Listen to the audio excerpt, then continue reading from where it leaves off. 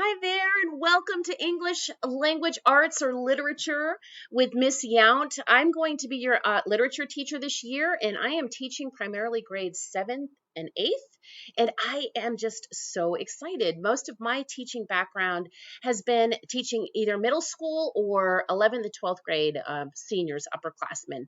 So this year, it's a treat for me to be with the middle schoolers, and particularly in GADCA's inaugural year. I'm just so excited because a lot of us, this is like a new beginning for us. So I'm super excited.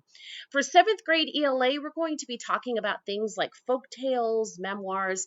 We're actually going to be reading The Hobbit, which I just got all my materials in. I'm so excited, and also Julius Caesar and from Shakespeare as well. And then for 8th grade ELA, we're going to be discussing narratives, memoirs, and Frank and The Lord of the Flies. We have a couple other selections as well. So I'm just so excited and ready to start. So strap in and get ready for a phenomenal year. I look forward to seeing everybody soon. Take care.